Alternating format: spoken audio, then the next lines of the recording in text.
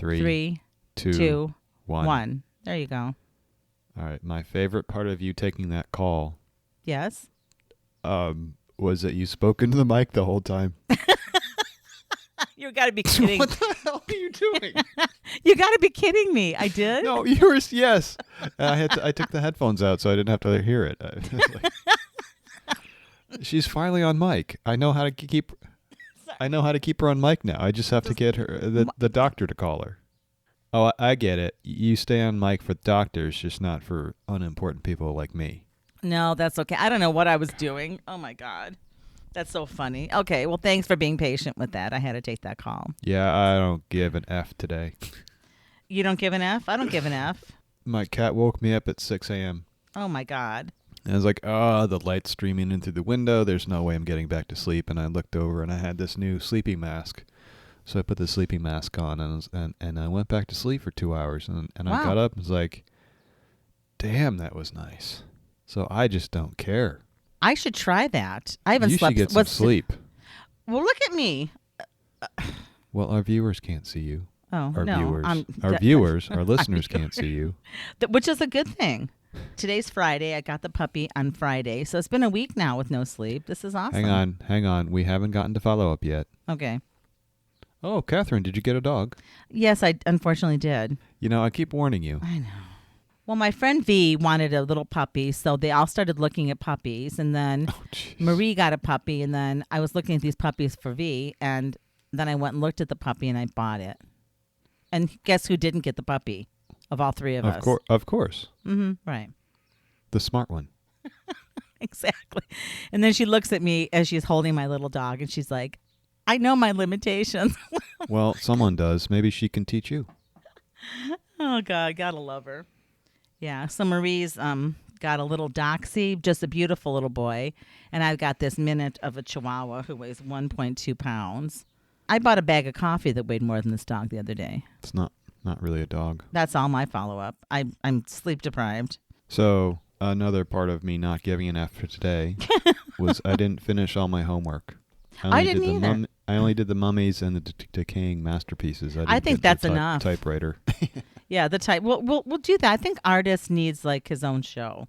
I think he deserves more than my cavalier approach to this Friday. Me too. I mean, you're like, you don't give anything, and I don't got anything. I feel like a man, you know? It's like, I don't care what you think. Doesn't matter. I'm here to drive my truck through your garden, whatever. I don't care. That's what happens when a man gets sleep. Oh, God. I don't have a truck, though. And my Prius probably would get stuck on your flowers. It just doesn't read the same way. Then I have to call a tow truck to get my Prius out of your flower bed. And that's so manly. Anyway, so what else is going on? Who cares? You know what else I did? All right, so I have a cup of coffee when I woke up at 8. At 8, wow. And then I stupidly put my coffee cup in the sink because I was like, because I usually only have one cup. And then I realized a minute later, I was like, I need that because I'm going to have a second cup for the podcast. And right. I was like, and I said, screw it. So I picked it up out of the sink and I used it again. Yeah, once it goes in the sink, it's supposed to be there to be clean. You know, it's not supposed to be messed with until it gets washed. And it's like, screw it. Okay, that's not even gross compared to what I've been doing. So I'm going into the sink, and you can't stop me. Nothing can stop me today. Okay, that's good. That's good. I have no further follow. I mean, I don't know what else was going on. Not much. Do the show notes? Oh, I didn't do the show notes. Did you listen to it? I was part of it, and I fell asleep. Oh, okay. Hey, more power to you. I will get them. I know it was like the 2 minutes of shut-eye I got in a week. I'll get those to you today. I will. Yeah, no, there's no hurry. I was just wondering if there's any follow-up from that. No, I didn't. I can't ascertain any follow-up. So, Catherine, yes, I sir. have a very, very serious question for you now. No. Have we got Egyptian mummies all wrong? I don't know. All wrong? Have we? I've wondered that my whole life. I don't think so. We don't know much about them really, aside from what they look like, how they were embalmed and all that stuff. But we don't really know a lot about the Egyptian culture. It's surprisingly limited because it was like 5,000 years ago, I guess. I often wonder what the Egyptians actually had to say about it because it seems like other people just went in and snatched the mummies, made up their own stories. They've been snatching mummies from day one. I mean, most of the mummies are gone because they were stolen by grave robbers. Indiana Jones and his ilk. I know. Damn Indiana Jones. That's terrible. But no, I think, looking at that, have we got ancient mummies all wrong? I think we probably have always got it all wrong. Well, I don't know about all wrong, but we don't really know. So we can. We don't know. It's only a supposition. But also, let's just. Indiana Jones, by the way, the first one, Raiders of the Lost Ark, is a perfect movie. Is it? Yeah, I think it is. Have you seen it? I've seen it a bunch of times. Oh, okay. Yeah, that's exactly. Why would you see it a bunch of times unless it was a perfect movie? It was kind of a perfect movie. And then it went downhill. Just watch it. Oh, the sequels? Yeah, the last sequel, it was so cringy at the end. I thought it was I was like, and I saw it in the theater. I was ready to walk out. I don't think I even watched the last one. I don't know. And there's another, they're making another one. Oh, geez, Louise. Really? Because, what's his name? Harrison Ford? Because Harrison Ford isn't dead quite yet. Almost. But not quite. So, should we back to the mummies? Or? Yeah, let's go back to the mummies. Okay. The only so we're discussing... I got triggered. You got triggered. Yeah. Have we got ancient mummies all wrong? When you sent me this little piece to review, you wrote dumb. That was that was not part of the title. Excuse me. Okay, go ahead. That was not part of the title. I did add that myself. That was my commentary. What made you think it was dumb? Because I read the article and the guy made no useful points. They've taken a mummy exhibit that used to have a lot of CT scans and science stuff, looking at the people inside the sarcophaguses, sarcophagi. Mm-hmm. And they've taken all that stuff out. Now we're just supposed to look at the superficial surface of the caskets. Right. And because that's what the Egyptians wanted us to see. So we're not supposed to look below the surface. Mm-hmm. And I thought that was really dumb. And scientific exploration and historical anthropology, all these things are trying to find as much data as we can in the small remnants of relics that we have. Right. I always thought it was a lot disrespectful to untomb the mummies and unwrap them. It always kind of gave me the heebie-jeebies. And not from a gross perspective, but just from a burial perspective. Yeah, it's like voyeuristic. It's like, of course, they're going to be calcified and possibly moldy or whatever the hell, So there's this argument for unwrapping versus the argument for no unwrapping. But what I was really interested in were these different, like these later day mummies, like the ones, there were certain mummies that had the typical headdress on with the big blue eyes or the big blue eyeliner or whatever. And then the other ones that were... the Fayium? Yeah, the faience. I kept saying faience, but faience was developed, they thought, maybe in Egypt in 4,000 I don't know what BC. you're talking about. Faience, it was like a way, like we used to... Faience is like a glaze technique. Oh. And they found beads with faience, I think, originally in Egypt. Beads, I know. So they're just a kind of a bluish glazed thing. I'm butchering the term. Anyway, I just thought it was kind of Fayium portraits, the portraits. And the portraits look like Roman people. Well, that's because they were Roman people. Okay. Those came later in the 3rd century, so they were in fact Romans. Mostly Greeks, but in the Roman Empire because Rome ruled Egypt by that point. That was something I learned. I mean, I thought that that was quite interesting. The Fayium portraits. You knew this. You learning about the Fayium portraits or about Rome ruling Egypt? About the Fayium portraits. Okay, yeah, because I was going to say, if you forgot that Rome conquered Egypt, you just had forgotten that. Because I'm sure, hopefully, in your education at some point you would have learned that. No, I did learn that, but I didn't. They never talked about Fayium portraits. I thought it was quite interesting. No, of course not. Yeah. Yeah, I thought that was quite interesting. History can be really interesting. We don't zoom into the small things like this. Right. I think this is one of a guy named who's leading this crusade. Price. This guy's name is Price.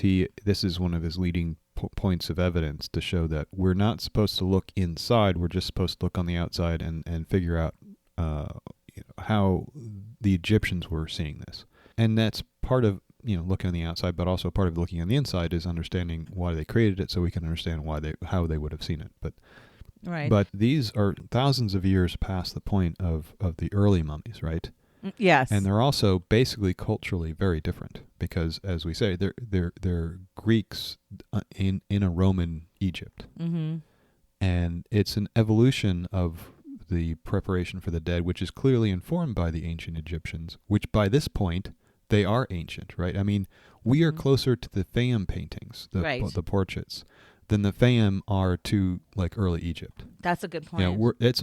It's less than 2,000 years from when these portraits were made versus the 3,000 years when Egypt was originally became a culture from these portraits.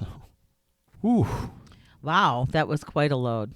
But the article starts off, as most articles do, with really shooting itself in the foot by saying stupid things like, quote, mummies like werewolves, vampires, and witches are stuff of legend. Except that when we're talking about mummies are actually real. Thank you. I know. Who writes this crap? Maybe I should be an editor at the BBC and I should just tell the writers, hey guys, these are not the same thing here. Okay, yeah, I know mummies have been used in horror films and whatnot, but that's not the kind of mummies we're talking about here. No. And those mummies are at least based on something real, as opposed, I don't think there are actual werewolves. I've never met one. I've never met one. Maybe your new dog is a werewolf and you just haven't seen my new tiny dog little is masculine, right, or feminine. I don't know. Could be a woman werewolf. No, it's a boy. And the vampires. Also, I've not met a lot of vampires. No. Goth was a little bit after my day. Exactly. That was kind of off-putting initially to hear that.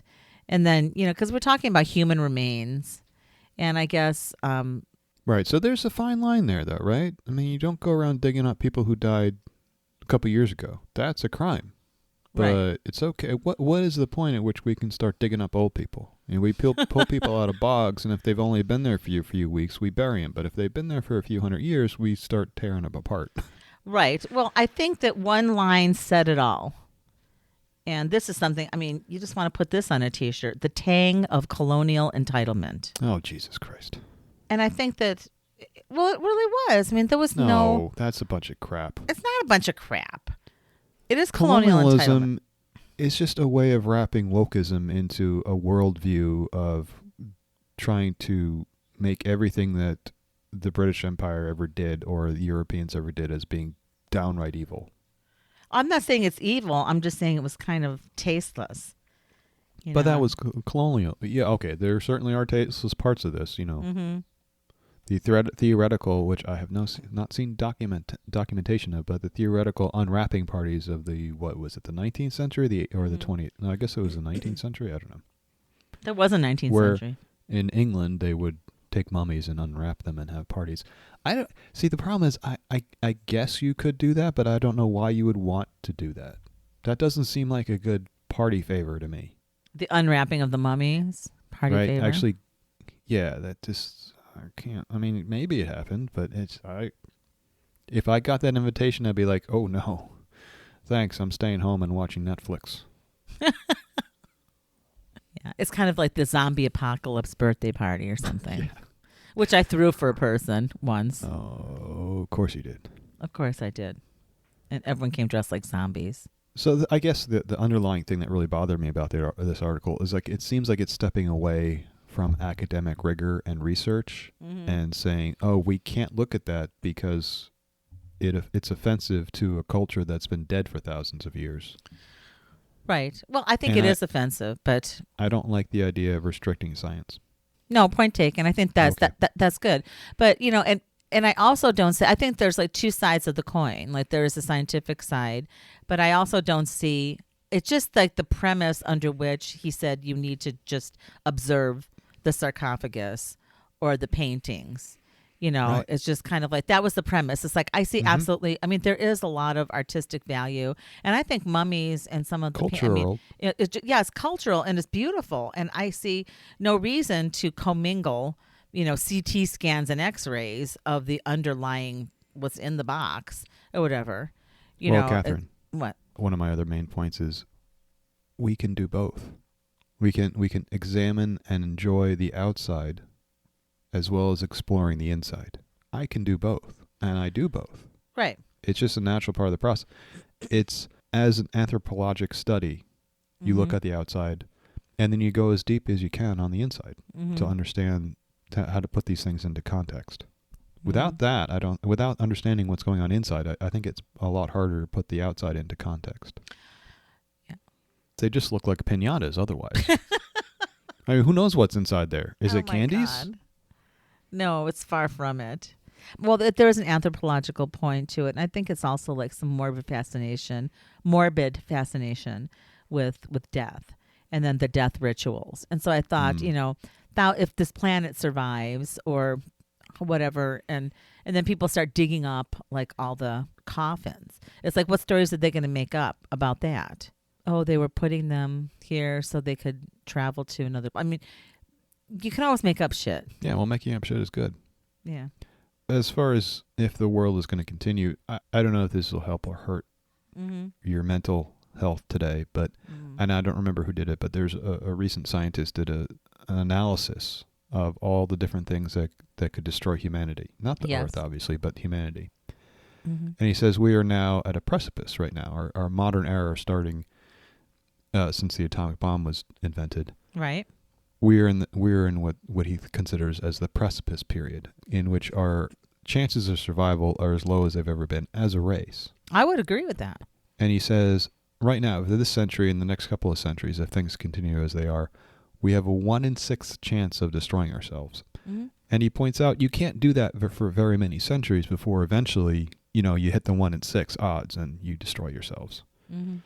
I don't know how that makes you feel. Oh, that's great. That was that was fantastic. No, I get that, and am I okay with it? So we're not all going to be mummies, or more likely we'll all be those outlines on the wall. After we've been atomized by the atomic bombs. Oh, like Shrouds of Turin? Well, no, but there was I think it's in Pompeii where the blast was so fierce that there are a couple of people who got like instantly incinerated, and their outline is projected onto a nearby wall. Oh, wow. Think about that. Yeah, like that? Yeah, I just did think about that. That's kind of... So what you want to do is you want to start by making a really solid wall that's not going to get blown down. You got to make a really solid... Here. Okay, good. There you go. None of this 2x4s and drywall stuff. That's not going to cut it. You need some actual stone.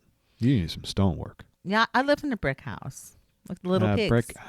Well, the brick houses that we have today, mine is 1926, so I actually have, my brick is actually structural. But modern brick houses, they're not structural. That's just a veneer. That's one layer of brick that's on top of the wood. So you can push that down with your hand. Oh, no, this is brick. When was your house built? In the 70s? 69, 70. Yeah, it's probably veneer. But there are actual bricks. I know, but I'm saying even if you mean one there's layer wood of bricks, under it?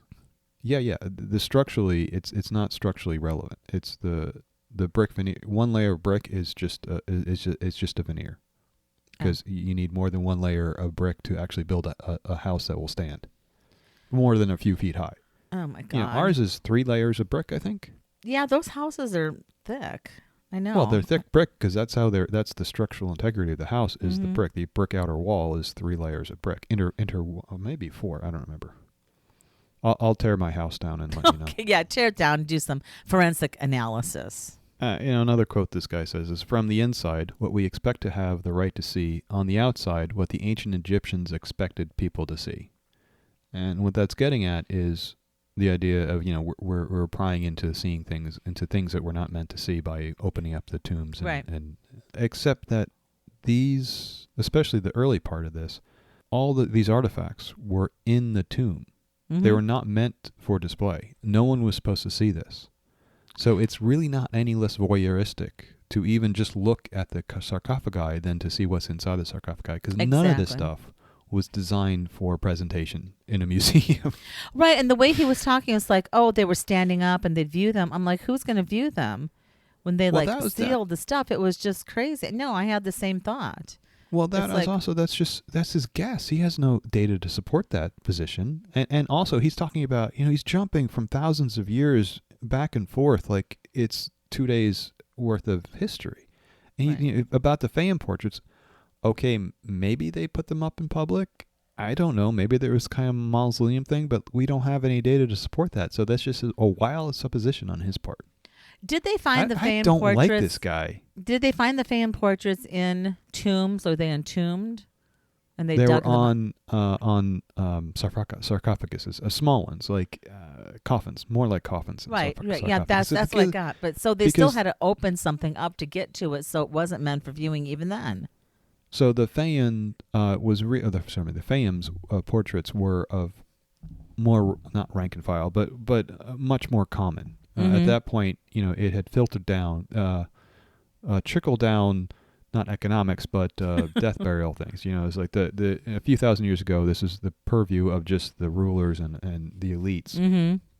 But after a few thousand years of trickle-down death practices, the A-list celebrities could, if you had enough money, you could do this kind of stuff. And again, it was the Greeks who were in Egypt, which was a small minority of the Egyptians who were practicing this. Right. Crazy. I don't think any of it was meant to be viewed. I think it was a way to pay homage to the people who died and to memorialize them in some way. It's just crazy religious stuff. They thought they were going to be reborn and live forever, and that's why they put all their... Did they? I mean, where's the, that I thought that was the theory too. Or they were going to transmute themselves into, is that a word? Transmute? Into gods. Yeah. It's like, we're getting them ready for their godlike state. Is that is any of this really proven? All the evidence points in that direction. It really does? Well, yeah. Maybe they were gods. Maybe they were ancient aliens. Yeah, we completely destroyed their afterlife. They were having a great time down there until we got in there and started taking all their stuff out. I know, right? Damn it. There are so many TV shows and movies and stuff about the angry mummy who comes back alive and kills everybody who, desecrated their tomb. And I understand that. If you messed up their afterlife, I would come after you. Right. Anyway. One last nail in the coffin. No pun intended. Of course it was intended. Okay. Price is talking about the Fayium portraits, and he's trying to use jumping across centuries, trying to use the same kind of terminology where he thinks, well, if you look at the portraits, they're clearly godlike portraits. It's more about the transmutation into a god rather than, continuing the body into an afterlife. If you Google Fayium portrait, what you see is a bunch of Instagram influencers, personal pictures. That's what I got from it, because they're beautiful. They don't look like gods to me. They just look like nice Instagram portraits of people. Wow. And trying to say that they're godlike is just completely crazy. This guy is off his rocker, or I don't know. He's got his agenda, and he's pushing his agenda without data. Dogma over data. Good job. I don't know. Not a big fan of mummies. But I would probably go to the exhibit if it was just, why does everything have to have a point? It's like, here we dug up some stuff that we shouldn't have dug up, and it's kind of pretty, and it has a nice backstory multiple times over. You can make up your own story if you want. And just look at the artwork. Just look at the picture. Pretty pictures, pretty colors. I don't need to back it up. I don't need to have some agenda. Okay. If you want to be superficial, that's fine. I just want to be superficial because I have no sleep. I like understanding a little bit more about understanding the people behind it, what they were eating, how they died, what they would have been doing during their life, because it makes a connection across the centuries and it humanizes them. Yeah. No, I was just talking in terms of this exhibit. I'm not disagreeing with you. But if you're going to do this, why do you have to have a whole dissertation about how this unfolded and take away all of the science? That's what I'm saying. I think we're saying the same thing different ways. So would you say this is a decaying masterpiece, or? I would say this is a decaying conversation, and we should talk about something else in decay. Okay. Like the Western sense of art. Yes. Another BBC article. Inherent vice. What to do with decaying masterpieces. What do they mean by vice here? I don't understand their usage of this term. Inherent they use it over vice? and over again. Well, inherent vice it just means like an inherent fault. It's like something that's built in, whereby whatever the object or the materials or whatever just has like a path to decay. Kind of like. So are you saying Miami Vice is about the decay of Miami? No, I don't know. No, but inherent vice, there is a term, inherent vice. Okay. And it's something like this, like you're talking about the house, like a poor quality. I'm sorry for trying to make a joke. Oh, Okay. Well, I think it was about the decay of Miami. Yes, it was. The fashion alone, like, will just Excuse me? the Miami Vice fashion. Did you have a problem with the Miami Vice I fashion? had a problem with rolling up your shirt sleeves like they did on the jackets. I thought that was it was so a crazy. suit sleeve, and it was a linen suit sleeve, and he was rocking that like a baller. Oh, jeez, Louise. Excuse me. I mean, there's not much about Miami Vice that I like, but the style is not something you can criticize. Oh, I just couldn't stand the jacket thing. A linen. He's in Miami. You got to understand. It's like 115 Then don't wear a jacket. Wear a humid. Hawaiian shirt. But you got to keep the sun off. Oh God! But then he Hawaiian didn't keep shirt. This isn't Magnum PI. You don't have the breeze But like how you was he have in my. How is he keeping the sun off if he rolled his sleeves up? It doesn't make. That's inherent vice. That's Miami Vice. Okay, part of fashion is not making sense.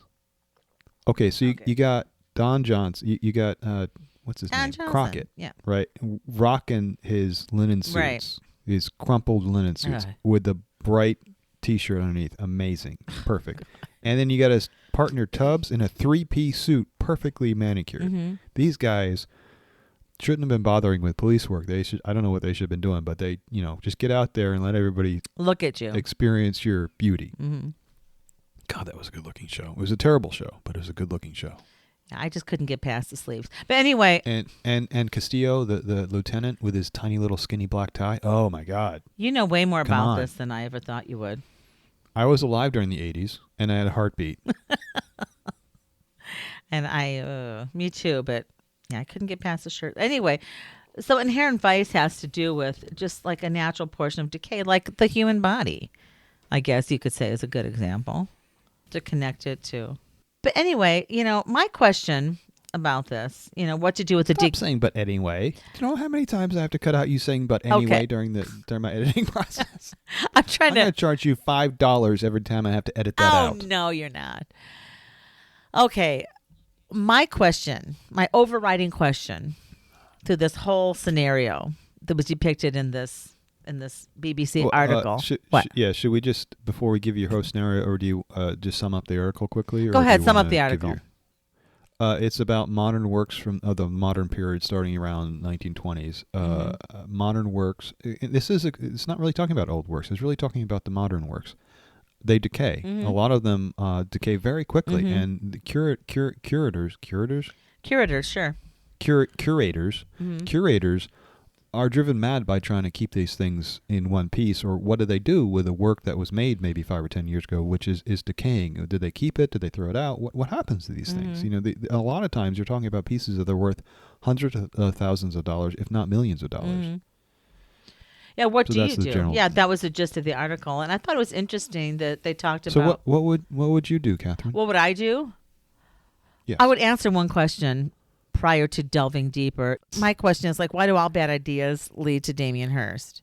Well, they eventually wind up on Damien Hirst. They don't start with Damien Hirst because he doesn't start anything. He just reuses crap. Right. Crap in, crap out. Crap in, crap out. I thought it was interesting when they talked about Naum Gabo, and he was using plastics back in the 30s, which was really different kind of plastic. It was much more friable and didn't last over time, right? Well, some plastic is like that today. Yeah. It depends on how you make Yeah, it. some of it is. But this, I kept thinking Bakelite, and then that other, they didn't really talk about what it was. He used it, and then these things just fell apart. He was experimenting with the new material. With the new of the day, material, and no one knew how it would hold up. up. And I thought that was actually is kind of interesting. Which is common for artists to do, but no one had any idea what it'd be like. So it turned out that they were very volatile plastics, which broke down very quickly. Right. I wish all of it was like that now. They would just go away. Now the 2 cones are lying in fragments. And then I started thinking, does all art need to be preserved? You're asking me that question? Yeah, because I think I know your answer. I've answered it 1,000 times on this show. I know. Say it again. Art is not permanent. Art it will be to eventually fail, and we should throw it out when it becomes no longer useful to us. Mm-hmm. They did give a nod to the old masters in terms of discoloration of the pigments and I don't remember that, but yeah, and that varnishes. is a different curatorial process, and one that's a lot easier to execute on, because generally you just have to peel off the shellac that's on top of it and then recoat it. Sometimes you have to do some more work, like on the Sistine Chapel, for some reason, they painstakingly scraped off like every bit of pigment, cleaned it, and then put it back up. I'm okay if you want to have something to do for 20 years. I guess that could be a fun project, but I don't know. That just seemed a little. But isn't that extreme. just recreating the work? Doesn't that destroy the original work? In some ways, it does, but literally, they were picking off little pieces of pigment, like grains of sand, and then they were putting them right back after they cleaned them. So it was theoretically reconstructing it, but it seemed like they didn't lose any of the original intent because, again, they were working on such a small scale. That's a project I wouldn't want to tackle. Oh God, no. No, I would give up after like a day. Right. And I think it took 20 years to clean the whole thing because they were. I mean, it seems like there are better uses of your time, but whatever. It seems like it. So I don't know. So to decaying masterpieces, I say kind of let it go and like stop using animals and dead things in your artwork. Or lard or chocolate. Lard chocolate. I mean, that's just disgusting. What is that? Well, it's a stuffed ghost. It's the artist telling the world, "I don't give an F. I don't care." Right. They're trying to be edgy, right, and experimental. Mm-hmm. And one of the really main basic takeaways from this article was that there wasn't a goddamn single piece of quote artwork in here that was worth saving. Thank you. A pile of lard and chocolate sculpted by the artist's teeth. Let that one see. Oh, so I'm eating lard and I'm discarding the rest, and that is what we call art now. I know. I was just like, okay, but honest to God. But I will say this for that one particular piece: if you're going to make a work that literally decays in front of you, it was designed to decay in front of you. She made a mold of it so that you could recreate it every time. That part is I think valid and useful. What she made for that process was the cleaning crew can come in and take care of that, I think, is my point. Right. But this is where it just gets so wacky. Years ago, when I was still living in Tempe, a friend of mine was dating one of the artists who was in their program. And for their graduation thing, whatever, in this master's program, MFA program, they had their little art show. And so we went there. It was called the Vague Art Show. And it was some of the most horrible shit I've ever seen, including, and the image sticks with me today, there was a dead bird that they had eviscerated and then filled the bird cavity with like baubles and beads, like recycled charms and whatever. I don't even know where they got this shit. It was just pouring out of the bird's cavity. You sure you went to an art school, not an insane asylum? I didn't go to I was in nursing school. And no, this I'm was saying like the MFA program. Right, the MFA, the art. You went to the art school to see their exhibit. Right, it was at ASU. Are you sure you went to the art school or the insane asylum? Was this?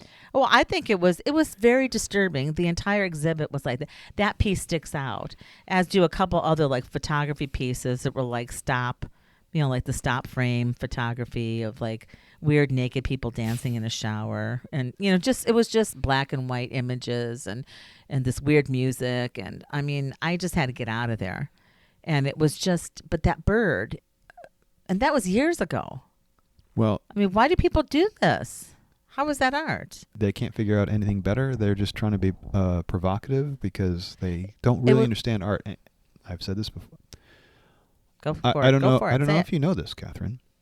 I went to the Rhode Island School of Design. I've heard that. Oh, good. I'm glad that you know that. I've heard that in passing. I was going to study painting.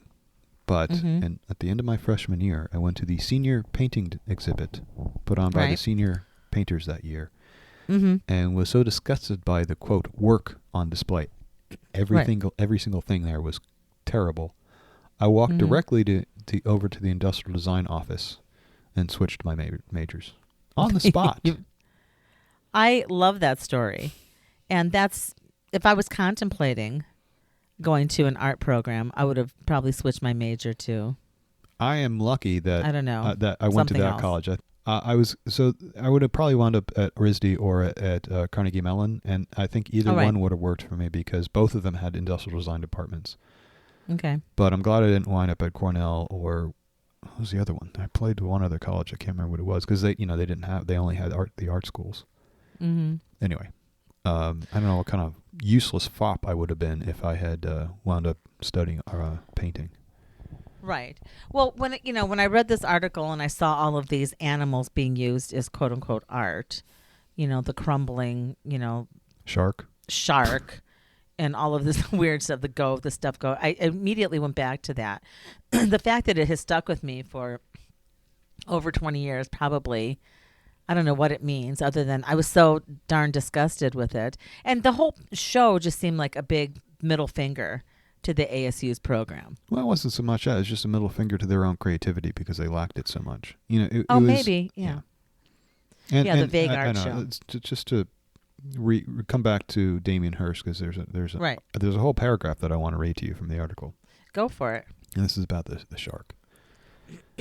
Quote, his first attempt to salvage the work involved skinning the shark, tanning its hide, then draping it around a shark-shaped fiberglass frame. Unfortunately, Yes. this made an object intended to evoke metaphysical dread look more like a cheap prop at a Jaws convention. Eventually, Hirst remade the sculpture from scratch with a fresh shark plus expert input from preservation experts at the London's Natural History Museum. End quote. If that's not a condemnation of him as an artist, I don't know what is. I mean, he doesn't know anything about his craft. Also, throwing the movie Jaws under the bus like this, I know, right? is bullshit, because the Jaws in the movie was amazing. It was lauded at the time and still is perceived as one of the best executed props of all time. Mm-hmm. So shut up, whoever's writing this article. You don't know what you're talking about. Have you seen the movie Jaws? Or, there's also, oh my God, this is even better. What? There's I'll send you a link to this. Okay. Maybe we'll talk about this next week, but there is a music video about Jaws. Oh, okay. It is a thing of wonder and beauty, and I love it. I will send it to you. Okay. Anyway, Mulboy, that really took me to a different place, because I was kind of getting wound up in all this negativity of this article, and then I remember this beautiful piece of artwork from the Jaws musical, essentially. Jaws as a musical. Oh, yeah. Jaws the musical? Jaws the musical. Fantastic. Anyway, so to wrap up. Yeah, basically, I don't think this is art. I think that it should all just There was go one, away. I don't know how to pronounce this guy's name. Tinguely? Tinguely. I'm going to say Tinguely, because that sounds... Okay. So this one artist had said long ago in a 1980 interview about his works, Tinguely, quote, Tinguely, unruffled, as he explained in his 1984 interview, quote, this is a quote within a quote, my works are not intended for eternity. They'll wear themselves out and land back in the garbage heap whence they came. End quote. End quote. I it was great, because he was doing mobiles and things that moved around. It's like, yeah, they're ground themselves in the dust and just, put them back in the trash heap when you're done.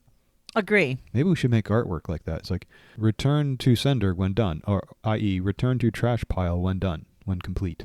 As long as they recycle it properly, because we don't need any more microplastics. Well, only 5% of plastics get recycled, even stuff that goes into the recycling bin. It's terrible. It's a terrible thing. Well, yeah, I think most of this stuff should end up in the trash heap. But I can't say the same about other things. But I also don't think they should, excuse me, go to great lengths to clean like specks of paint and reapply it.